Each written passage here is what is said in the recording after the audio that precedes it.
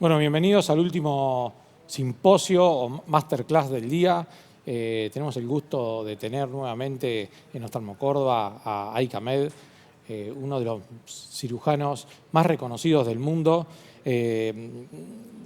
Mundialmente es conocido por sus habilidades quirúrgicas en resolución de casos complejos de glaucoma, catarata y lentes suturadas a esclera.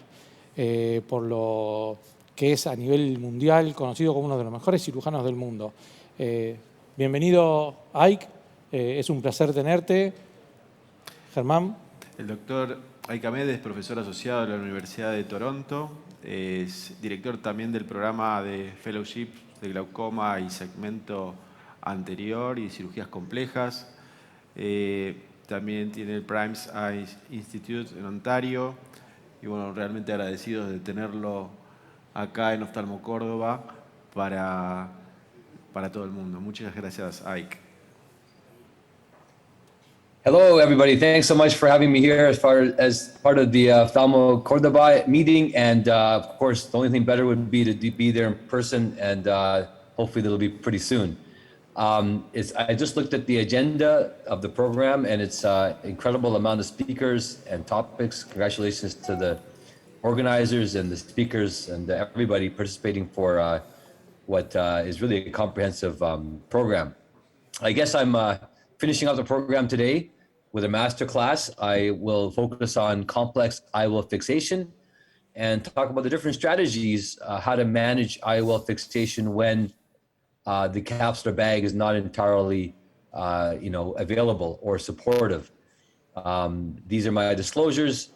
Of course, we know the beauty of putting an IOL in the capsular bag. There's no better place for a lens, but we also know that there are situations like these where either because of a capsular tear or perhaps because of an IOL dislocation, or maybe a situation where we have an IOL in the capsular bag and the patient is unhappy because of dysphotopsias, or a uveitis glaucoma hyphema syndrome situation where the IOL needs to be replaced. And these all are situations where typically we would need to go to the operating room in order to address these problems.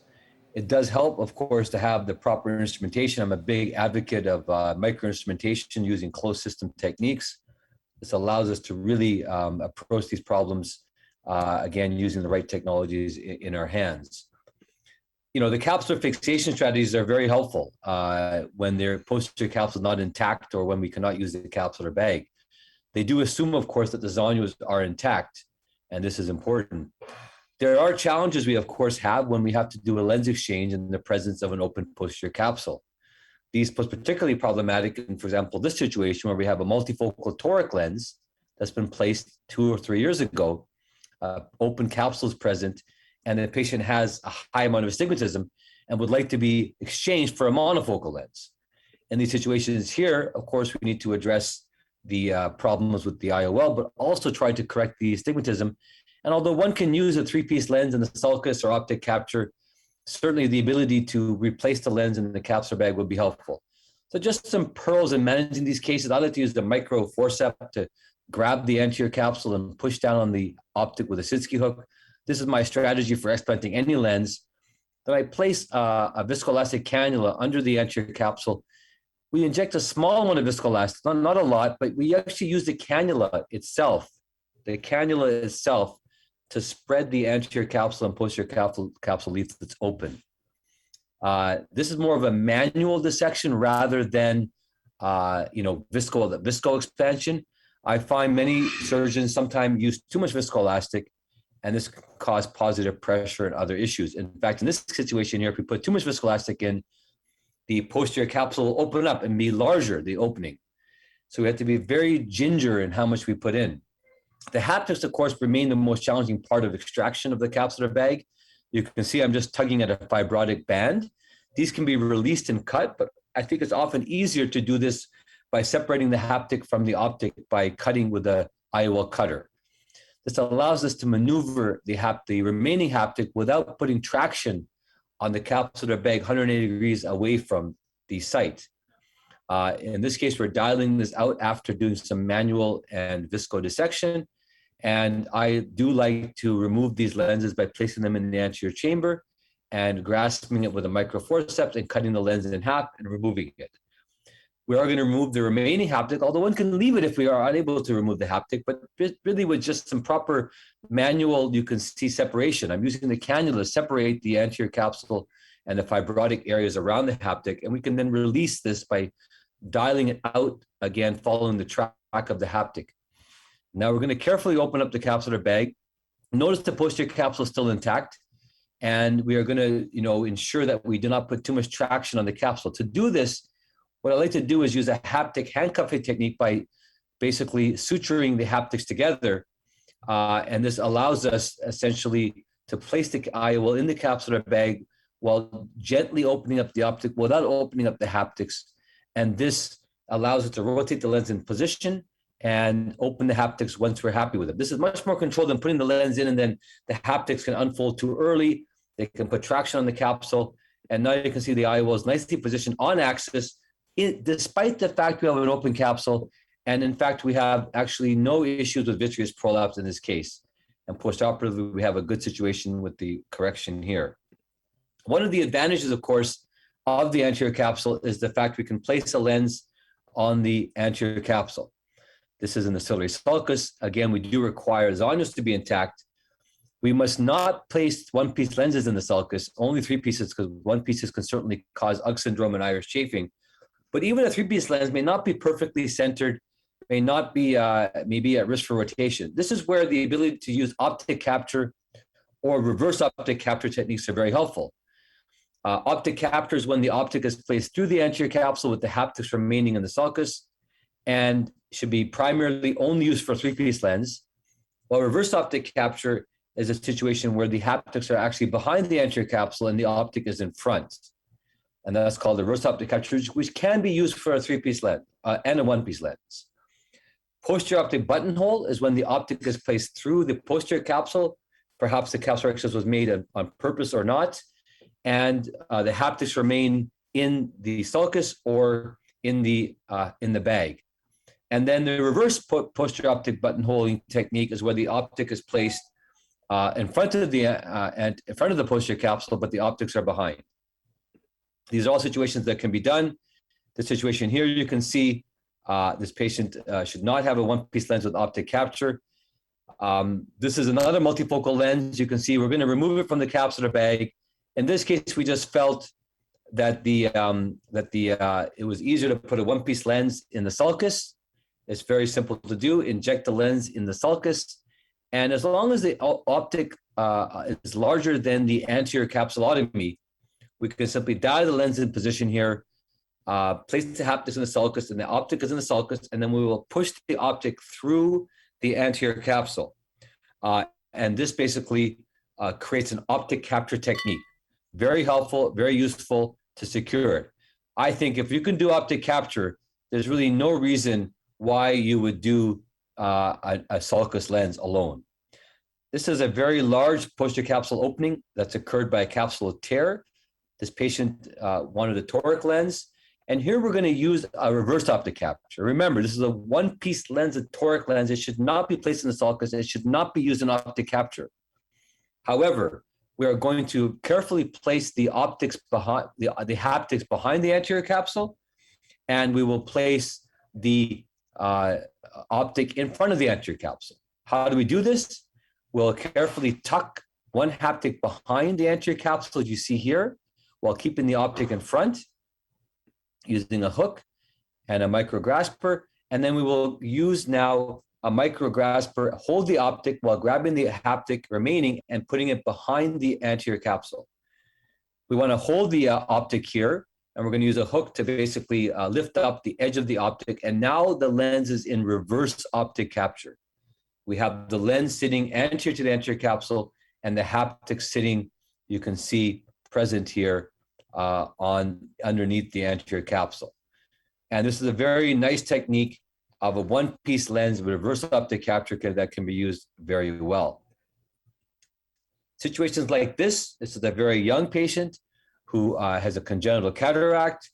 In this situation here, we are going to remove the cataract, do some capsule polishing here, and we're going to place, in this case, a 3-piece lens in the capsular bag first. Now, of course, in these young patients, we need to take care of the posterior capsule and possibly do a vitrectomy. What I like to do essentially in the situations here is do a posterior capsulorhexis by using a 27 gauge needle, puncturing the posterior capsule, injecting viscoelastic, and then creating a flap that will be used to propagate into a tear of the posterior capsule. One can do a 1-piece or a 3-piece lens to do a posterior haptic buttonhole as long as the haptics remain in the bag and not in the sulcus. It's a very versatile technique to use, and a technique I use for pediatric cases like this, where we do not want to have proliferation of lens epithelium that can cause significant PCO and also can grow on the anterior hyaloid. Remember, posterior capsulorhexis is not enough to prevent visual access to opacification. We must either remove vitreous, or we do what we do here, which is not remove vitreous, but we simply place the optic through the posterior capsule of the capsular bag. So the optic now should be placed through this. The posterior capsule, by the way, is more elastic, is thinner. So you can afford to make a smaller capsulorhexis and it'll stretch quite a bit, as you can see. Place that optic through it. We have a nice position, and we are certainly in good position here. So these are good advantages of using optic capture, reverse optic capture, posterior optic buttonhole, all techniques that can be used by keeping the capsule, and using what we can. Now, what if we have no capsule? Well, no problem. These are situations where we may have a secondary lens or an IOL exchange or repositioning because we don't have support of the capsular bag here. One cannot do an optic capture in this situation, of course. The question becomes, do we do anterior chamber lenses like Artisan or ACIOL, or posterior chamber approaches like the Yamane technique, scleral suture or iris suture? Now, in the bag repositioning lenses, if it's a lens in the bag like this, where we have a 1-piece lens or a 3-piece lens, I do like to reposition the lens back in the capsular bag. I think that there's significant advantages with this, and it is very helpful to loop the haptics around the anterior capsule and posterior capsule using, in this case, Gore-Tex suture. We use a radial incision on the sclera here. We need to make sure we go back and make sure that the passes are made enough posterior. I typically like to get the lens about 2.5 millimeters back from the limbus, if that's a landmark, or about 1.5 millimeters back from the end of the blue zone. This is a radial cut, so we're going above and below the haptics here to loop the suture around the haptics. We will then do this and tie this temporarily. On the other side, it's done as well. And we now have secured the IOL in good position. I like to use Gore-Tex suture as a preference, although Prolene can also be used as well. Now, this is more of an extreme example where we have a lens that is sitting on the macula. You can see the IOL in the capsular bag with a CTR present, and we will do a thorough vitrectomy and examine the peripheral retina. And once we have done this adequately, we will levitate the lens forward. Now, one thing that's important here in this case, this is a multifocal lens. This patient has a multifocal lens in the other eye and is very happy with it, and was happy with this eye as well. But now the lens is dislocated, and we're going to reposition it back in place. First thing is grab the capsulorhexis here. It helps to hold it in place. We can then use an iris hook to grab the anterior capsule, hold it in place, and this allows us to secure the lens in position here. Once we have it in position, we can place the radial incision 180 degrees apart, and we have a CTR in place, so it makes it easier to pass the needle underneath the capsular bag around the CTR and the haptic, in this case, into the anterior chamber. We will then dock the Gore-Tex suture, or Prolene if you use Prolene, come out. Second pass is above it, and now we have a loop of suture around it. Same thing on the other side. I'll show quickly here, loop around it and tie it. And this is a very nice approach for repositioning in the bag lenses. Obviously, it's an extreme example. This lens is on the retina as a multifocal lens. I just do this to show you that we can do it. We can do anything. Adequate centration is so important. And look at the centration of this lens. We want to have it perfectly presented on the coaxial light reflex, and we're happy with that at the conclusion of the case. And you can actually see in this case, on operator on the left, operator on the right, look at that beautiful position of the lens. as far as effective lens position in terms of axially and also tangentially as well. That can be very helpful. Of course, we all love the Yamane technique. It's a very nice approach. I like using the CT Lucia lens if we can. Here's a situation here where we're going to remove this lens here that's in the capsular bag. It's 25 years old.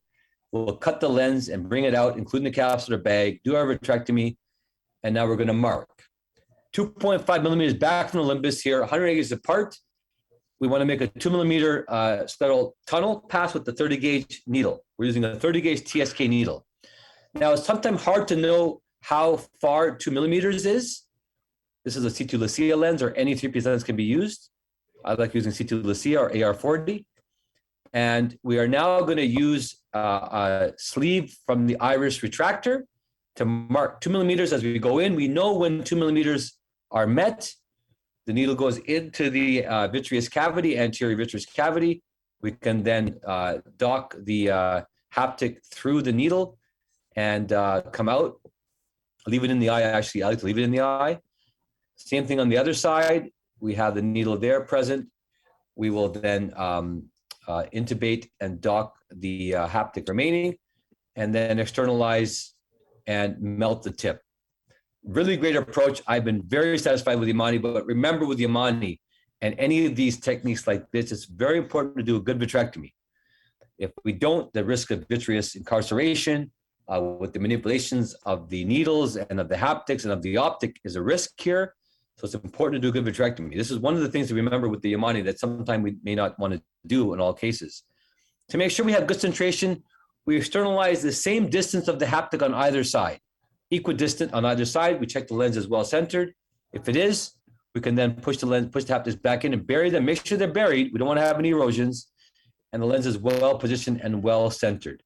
We certainly have been very happy with that approach, and it's worked out quite well. Now, the iris is also a place for sutures. I do like the iris. If we place the sutures properly, there's no pupil ovalization. And in fact, the lens is actually vaulted and is actually positioned away from the iris, except for the 2 points of fixation. We typically use 10-0 nylon suture. And this is an example where we basically remove this lens, in this case, place the lens 3 pieces in the anterior chamber. In this case, with iris fixated lenses, we don't need to do a vitrectomy very much. Just a small limited vitrectomy is all we need, because we're not manipulating the lens in the vitreous cavity excessively. We're not making any scleral incisions or scleral tunnels. We put some mycol in, we have the optic in an optic capture position in the pupil, and then we will pass our CIF4 needle in the peripheral iris on both sides. And we tie the sutures, whatever technique you like to use. I'm using micro tying forceps to tie the suture in the anterior chamber. One can use other approaches like Seepser or Mechanal. I like to lock the knot, but before we lock the knot, here's an important point. We are going to make sure that we put the optic back behind the iris, and we're going to address any ovalization of the pupil. This is just showing a technique here using the Ike Ahmed approach, where we tie the suture outside the eye with a micro tire, and then we push it into the eye. I don't have enough time to go through all the iris suture techniques, but this is an approach that we can use. You know, most surgeons don't do iris sutured IOLs. I think they find it to be maybe difficult and they worry about Uck syndrome, but I can tell you if it's done right, the advantage is there's no haptics outside the eye, minimal vitrectomy is required, and Uck syndrome and iris chafing is no different than a Yamane case in my experience. But pupil ovalization needs to be addressed by placing the optic behind first. Look at the pupils ovalized. Pull the iris here to the center, and this allows the iris that's been stuck in the knot to free itself. And we can then have a nice round pupil. We will lock the knot in place, and we have a well-positioned pupil there. Now, don't forget, of course, other than these posterior chamber lenses, we can also do ACIOLs as well. And that can certainly be used as another option if we need to do that. One thing to remember, based on our experiences, optic capture, reverse optic capture, the IOL is actually in a very similar position in the capsular bag. There's minimal change in ELP, minimal change in refraction, although it might be a slight change, but minimal.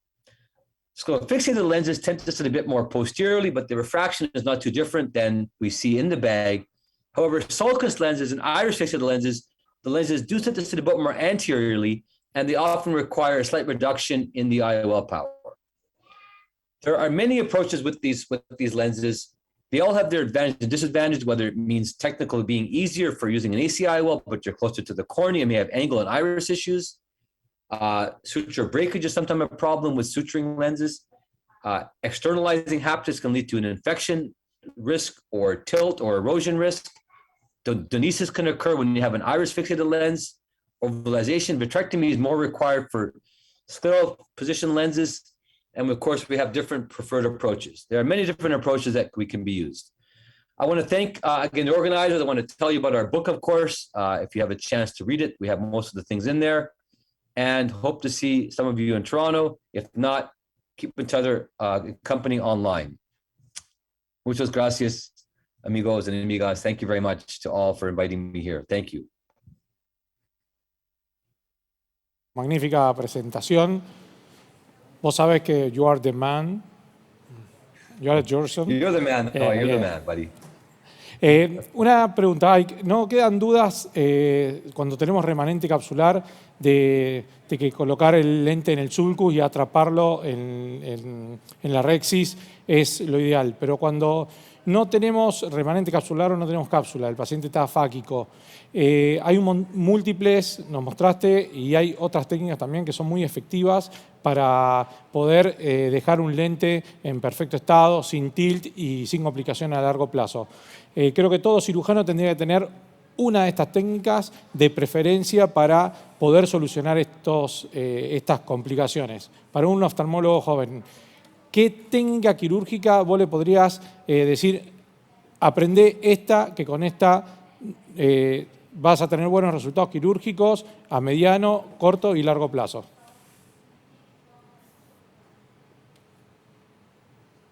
Are you asking me as a young surgeon?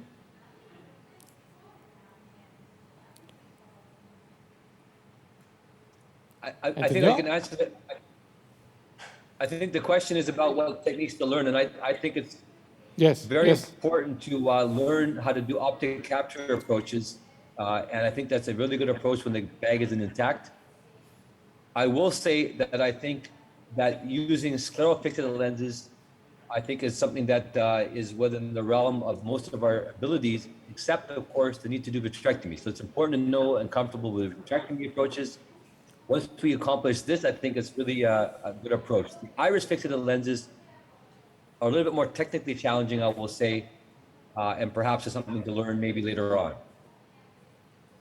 Excelente, muchas gracias. Germán, ¿tenés alguna pregunta? No, muy buena la presentación, excelente, y creo que los cirujanos del segmento anterior nos vamos siempre instruyendo de acuerdo a todas las presentaciones, a todas las suturas, a todos los tipos de... Hoy nos encantó, estábamos justo hablando con Noé de esa sutura de las ápticas, que las abrís adentro del ojo. ¿En qué caso utilizás esa técnica?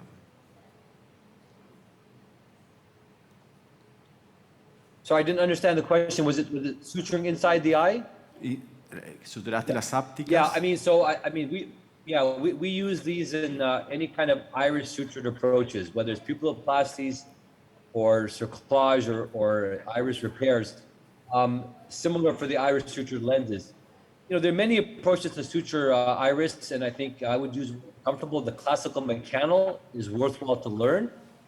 Seeps or sliding knot, of course, as well. No te entendió. And then we can get into sort of more intraocular tying approaches. I think having the right instrumentation is very important, though. I recommend to get the right micro instruments, the right micro tying forceps or grasping forceps to manipulate instrumentation and lenses and irises and sutures inside the eye. Cuando suturás las ápticas e inyectás la lente dentro del ojo con las ápticas suturadas. Esa es la pregunta. ¿En qué casos utilizás esa técnica? Got it. I understand. Yeah, this is the haptic handcuffing technique. You know, handcuffing each other. Yes. You know, I know that Dr. Rivera likes to do that sometimes. But what I do that, if I have a situation where the posterior capsule is open and I want to carefully place it in the capsular bed like I showed you, I do that. The zonules are a little bit traumatized or weak. sometimes you put the lens in, and putting the lens in can push the anterior capsule and can cause more zonular problems. So in any situation where I'm really worried about the haptics opening too quickly, I will handcuff them together, put it in, and then rotate the lens where I want it, cut the suture. So it's not very common, but in these situations, if there's a posterior capsule rent, or if you're doing an exchange in the presence of an open capsule, or if the zonules are not good, you know, you do a case, you do great work, put a CTR in or suture segments, IOL goes in, and it can push the capsule and can cause more damage. And that's terrible, right? So being able to suture the haptics together temporarily is just more control. So I really love it. This is impressive. Thank you, Ike. Una última pregunta, Ike. ¿Prolene o Gore-Tex para la esclera?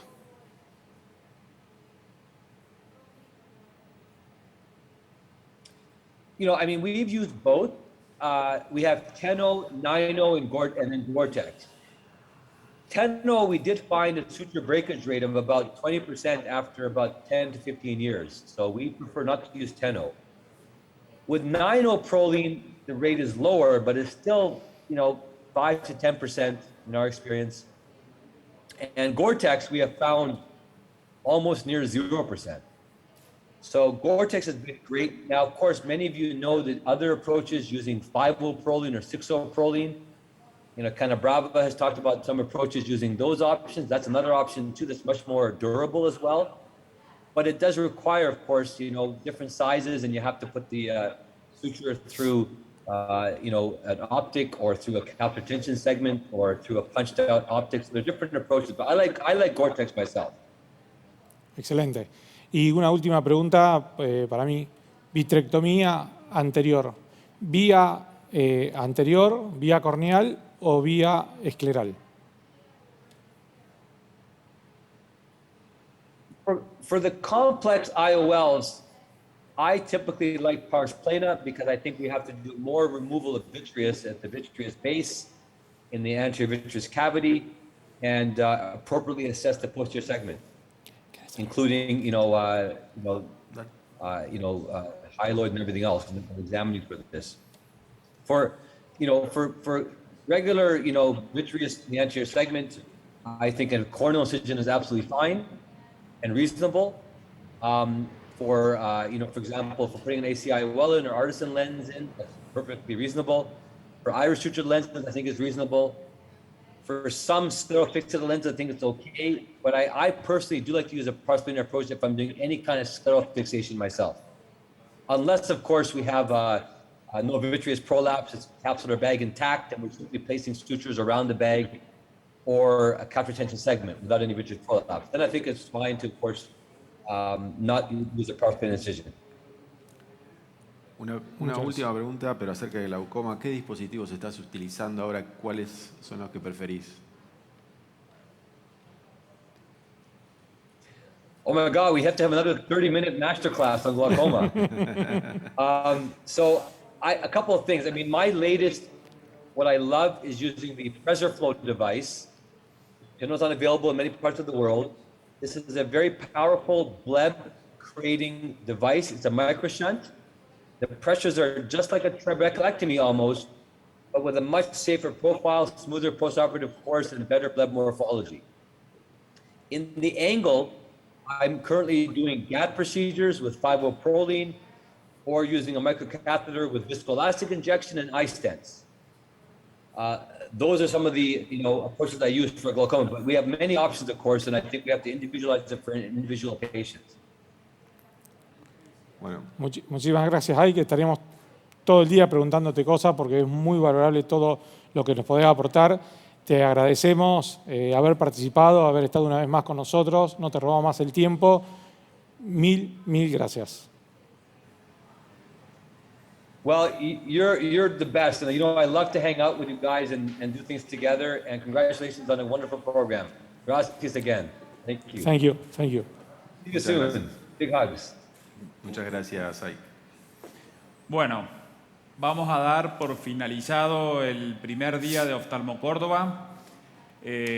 Gracias. Queremos agradecer primero a todos los disertantes que generaron y dieron lo mejor de ellos para que el programa científico sea lo que fue. Muchas gracias a ellos. Agradecerles a los 3 directores de OFTALMOCORDOBA, que ya llevamos 10 horas aquí desde el estudio de OFTALMOCORDOBA totalmente en vivo, 10 horas de transmisión en vivo, que no es poco.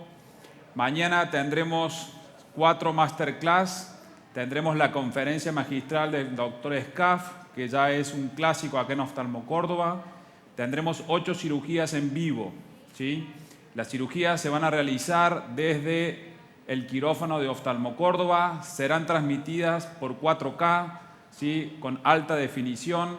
Realizaremos cirugías refractivas con femtosegundo y con láser teneo. Realizaremos cirugías de catarata con lentes premium. Realizaremos cirugías de catarata con femtosegundo, la cual la va a realizar el doctor Bianchi. Así que bueno, mañana tenemos 8 cirugías en vivo. Sepan de que pueden hacer preguntas de las cirugías desde los comentarios. Antes de ingresar, pueden ingresar a comentarios y escribir sus preguntas para ser partes del programa. Así que bueno, agradecer nuevamente a todos nuestros sponsors, oro y plata. Agradecer infinitamente también a todas las sociedades que nos han apoyado este año, especialmente al Consejo Argentino de Oftalmología, a la Sociedad de Oftalmología de Córdoba, a la Sociedad de Oftalmología de Rosario y a todas las otras sociedades y grupos de amigos que han trabajado con nosotros y muchos de ellos han participado también de nuestro programa. Así que bueno, también agradecer al doctor Hudson Nakamura por haber compartido el Retina Wisam con OFTALMOCORDOBA. Muchas gracias a él también, sé que le fue muy bien, ya me estuvo escribiendo que fue totalmente un éxito su evento. Así que bueno, los esperamos mañana 8:30 para las masterclass y las cirugías en vivo. Muchas gracias a todos.